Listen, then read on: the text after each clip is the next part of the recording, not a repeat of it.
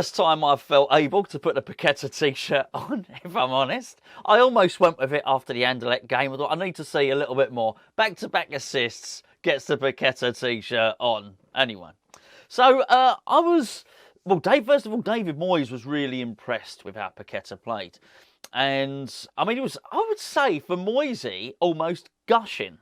So I want to sort of cover that just a little bit, give my thoughts on him. I did, whatever I did, like a 20-minute video yesterday, and I still didn't feel that I covered everything. I wanted to go into a couple of individual performances. But, you know, sometimes after I finish doing a video, I think, I wish I'd have said that. And it was one thing that I thought I glaringly omitted, and that was that the team seemed to really be playing, or attempting to play, to Scamacca's strengths. I thought this was so evident during the game. I thought in the way that Cresswell was trying to get forward, Cresswell was trying to cross. I thought, well, clearly there were a lot of deliveries. There had to be because because Scamacca had 3 headers. Now, I think it's really easy to sort of, not dismiss it, ignore it, just almost it passes by without noticing, without incident. But that's really important, because what it means is we're getting the ball into sort of centre-forward positions. It's not something I think we've ever, well, not done it ever, but in recent times done with any sort of regularity. I guess in many respects, why would we? We sort of haven't had one. Antonio doesn't play as an orthodox centre-forward, so I was really pleased to see how he was sort of trying to put the balls into the areas where Scamacca's going to be hurtful. Just go back and cast your mind back to the first couple of goals that he has scored in the Conference League. One of them was a sort of darting, glancing header, but very much the movement of a centre-forward. Then there was the other one he scored with his foot, but the movement was very, very similar. The ball came in from wide, can't remember if it was a corner or a set play or whatever, but he very much ran towards the ball and sort of flicked it in. These are centre-forwards movements. Now, as I say, I think he had a few chances, and yes, he missed a few chances yesterday, but it's like the old adage goes, it's getting into those positions, it's being able to find those areas, and then not just that, it's for the team to find him, for the team to recognise, firstly, what he's doing, and then sort of secondly, for the team to be under instruction to do that. And there's no doubt in my mind that obviously the coach in David Moyes and the coaches are obviously saying get the ball into those areas and make it difficult for the opposition, because he's an absolute handful, Scamacca. And I think I was really pleased with the number of times, both from wide areas, the ball was going into Scamacca, and then also from where he scored the goal, which was almost exactly the same position from where he scored the goal against Anderlecht, as I mentioned in yesterday's video. So that's really good, because it means we've always been relatively decent from out wide, particularly in terms of set plays. From open play, not quite so much. So to have a supply line coming out from open play, to have the team trying to do it, and also then have a supply line from the middle of the pitch, from the sort of number 10 position, which is where the areas where Paqueta was picking up. I think that's really good to have those two options there, and to have a striker who can almost score both types of goals, be it, you know, across from wide or receiving the ball, as he did for both the Anderlecht goals and the goal yesterday. Actually, it was worth pointing out, and someone actually pointed out in the comments on yesterday's video, that Silva, the Fulham manager, was more annoyed with the handball for Antonio's goal. And I thought about it. Actually, it may well have been. So I think we got a little bit lucky with some of the decisions, but I do think we were the best team. And, you know, considering what's happened earlier on, particularly with Cornet's ruled out effort, I think, you know, we've earned a little bit of luck. I'm not sure I believe what the commentator said. You know, these things even themselves out over the season. I'm not sure they. I think if you're relegated or something and it's down to 1 or 2 points, I think you'd probably feel that they hadn't even themselves out over the course of the season. But Scamacca, we discussed him yesterday, but the way the team was playing to him and for him, I was very, very pleased about. Excuse me. And I think there's so much more to come, not just from him, but from in terms of the supply line to him. So that I was absolutely delighted about.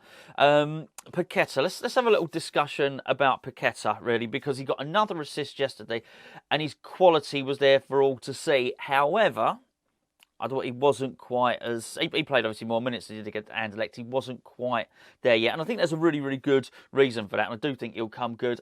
Before I go any further, this video is sponsored by the Spitch Fantasy Football app, which you can download by clicking the link below. Not that good a week for me. Gio beat me this week. Gio changed his tactics. He went all Roman Abramovich. He spent massive. And basically, he pipped me to the post. So it's now 4-3 in terms of our Hammers Chat Mini League. If you want to get involved, click the link below, and when you download the app to your phone, there's a communities tab. Type in Hammers Chat, and then you can join up with our Hammers Chat Mini Fantasy League, battle it out with me and Gio each and every time. Now listen, it is 18 years and above because there is a gambling element. That doesn't mean that you have to pledge money. There is actually a free to enter game where you can win, I think it's about £600 worth of prize money each on every Premier League game week, or you can try and go for the big bucks and you can actually bet money, gamble to try and win more, up to £70,000 worth of prizes each week in the Spitch Fantasy Football app.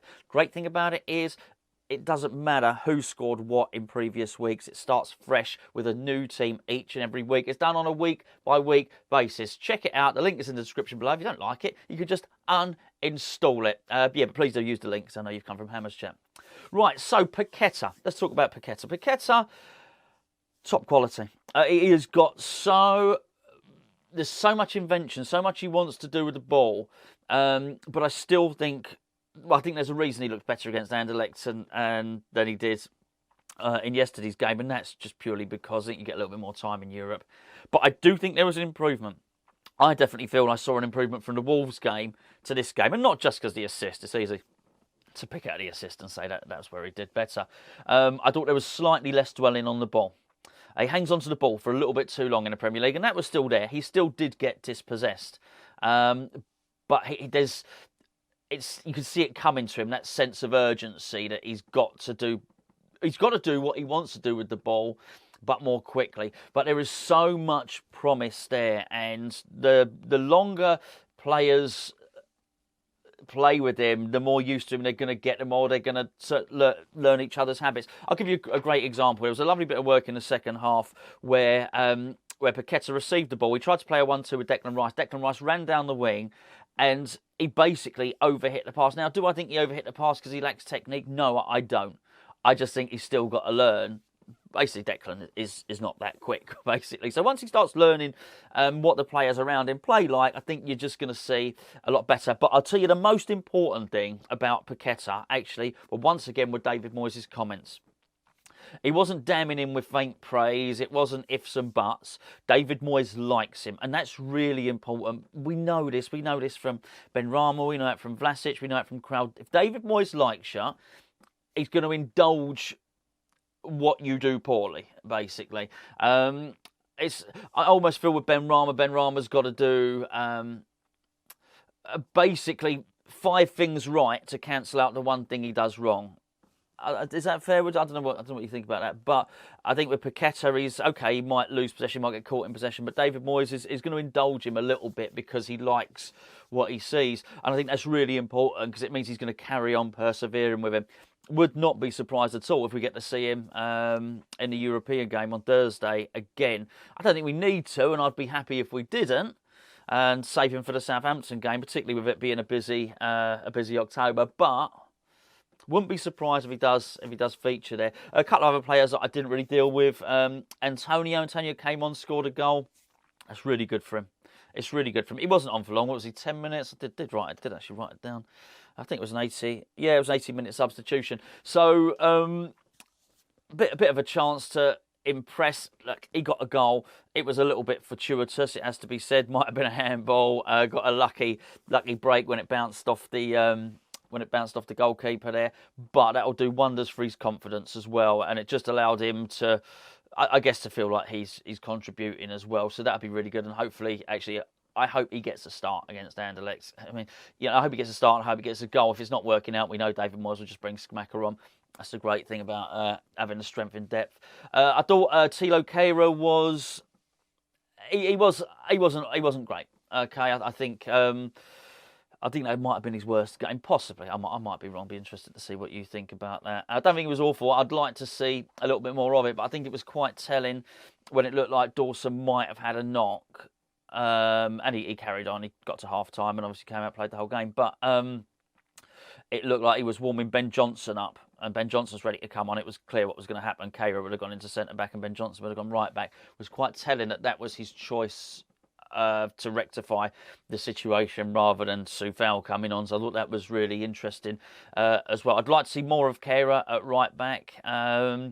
I think he did disappear a little bit for the goal, but I mean, I think he was the least to blame out the three players of him, Zuma, and obviously Fabianski, I thought was most to blame. And I think the Fabianski thing's a little bit interesting as well, as I do think that was a mistake. I would consider Fabianski to make a mistake, and I think when you put it alongside the amazing save against Anderlecht, the three, we basically made sure it was 3 points rather than one against Anderlecht. World class save. Well, that Areola did, which will probably be our save of the season.